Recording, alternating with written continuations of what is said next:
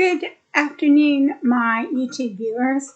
In this video, we're going to be talking about experimental design, and one of the experimental design methods that we're going to look at is Latin square design.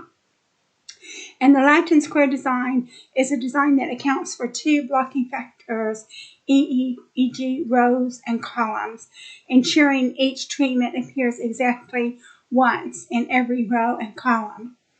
Okay, so we're going to do a practice question to demonstrate the Latin square design. So the practice question is, a researcher wants to study the effect of three different fertilizers, A, B, and C, on crop yield. However, they recognize that two other factors, soil quality, high, medium, low, and irrigation level, low, medium, high, may also influence the yield. To control for these confounding factors, the researcher decides to set up a Latin square design.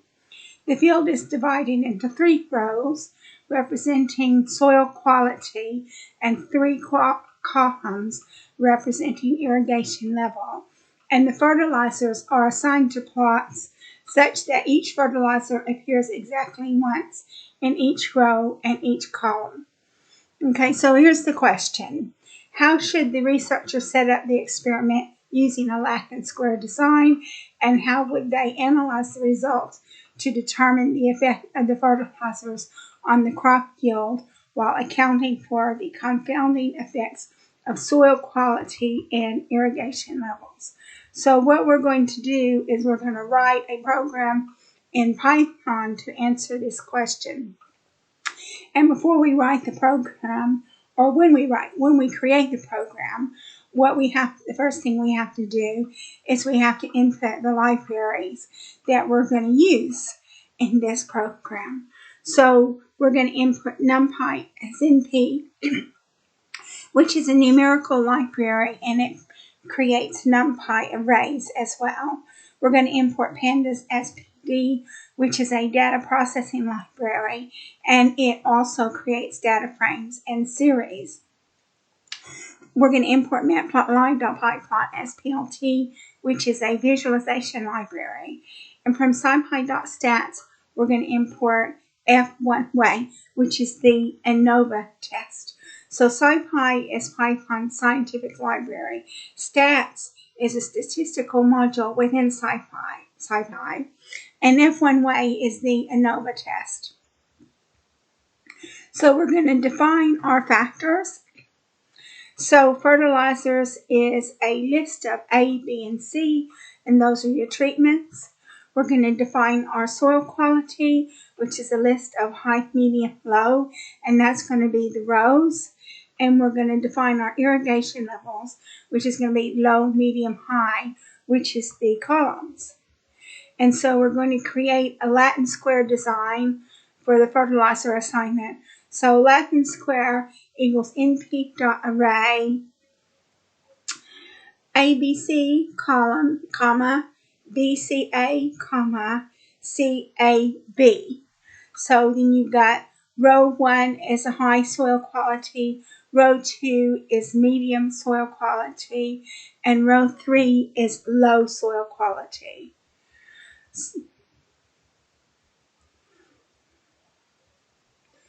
So we're going to simulate the crop yield data for each combination, and we're going to do that by setting the seed. And you set the seed because you want the program to run the same every time you execute it. So you do this by typing np.random.seed and any number you want within the brackets. So we're going to define the variable data, which is an empty list or an empty array. Say for I, comma, soil in enumerate soil quality. That's your first for loop.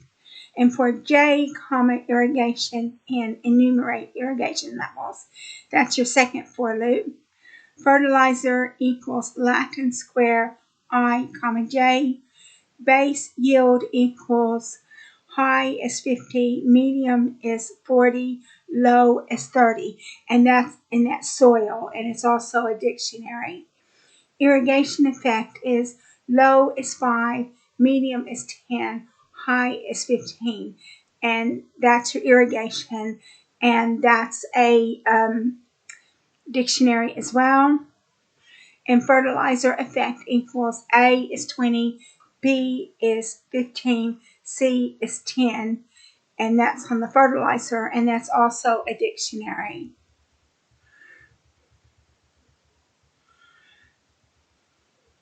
So yield equals base yield plus irrigation effect plus fertilizer effect plus random noise.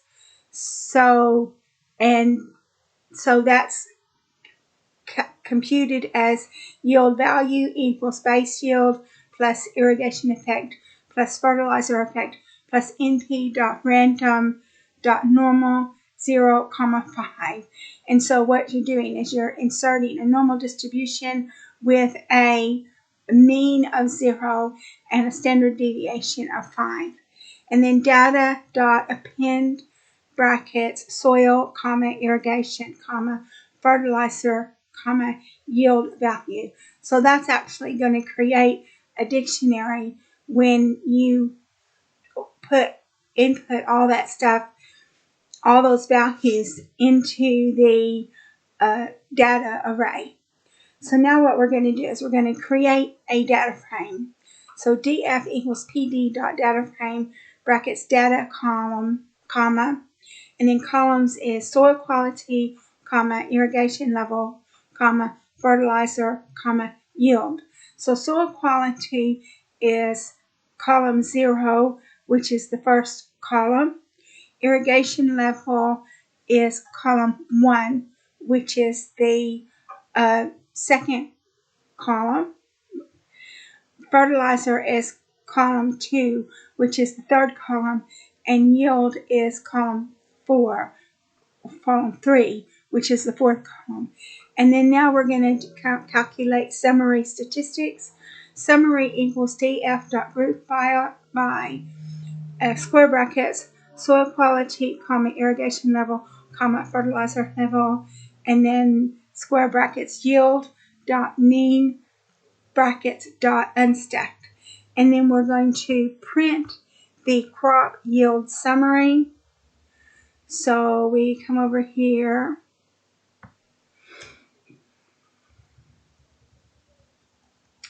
to the bottom of the cell,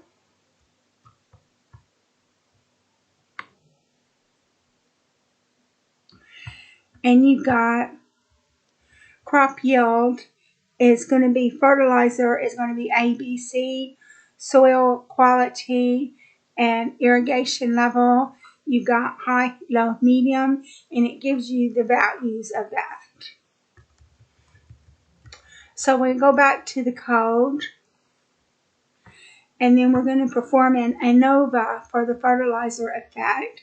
So fertilizer yield equals square brackets DF, well, straight brackets, DF fertilizer is equal to F straight brackets yield for F in fertilizers. So that's sort of like a Pythonic for loop. And F stat, P value equals F one way brackets asterisk fertilizer yields. And you're going to print the ANOVA results. You're going to print your F statistic and your P value. So we come back here.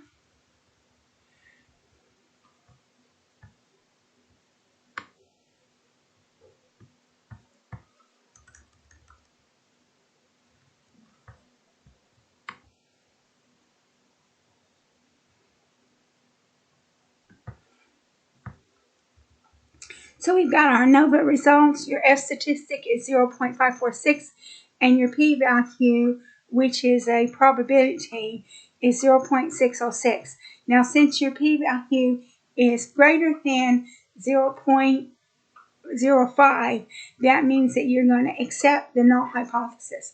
And the null hypothesis is going to be no significant difference among fertilizers. So we go back to the the code, and you can see here, this is what we said with the p-value. If p-value is less than 0.05, you print significant difference among fertilizers, but it was not less than 0.05. It was greater than 0.05. So you print no significant difference among fertilizers. And now we're going to visualize the data. So we're going to create use matplotlib to do that. plt.figure brackets fig size equals 6,4. Latin square plot equals pd.dataframe brackets Latin square, comma, index equals soil quality, comma, columns equals irrigation levels, and then pmt.imshow, and that's image show, brackets np.array, brackets summary.loc, square brackets sq, comma, il, dot mean for il in irrigation levels for SQ in soil quality. So again, that's a type of Pythonic for loop, comma, CMAP equals Viridis, comma, aspect equals auto. The title is crop yields, Latin square design. The X ticks is range, len, irrigation levels, comma, irrigation levels. The Y ticks is range, len, soil quality, comma, soil quality. And then your color bar is label equals mean crop yield. The X label is irrigation level. The Y label is soil quality. It's a PLT type layout, plt.show. And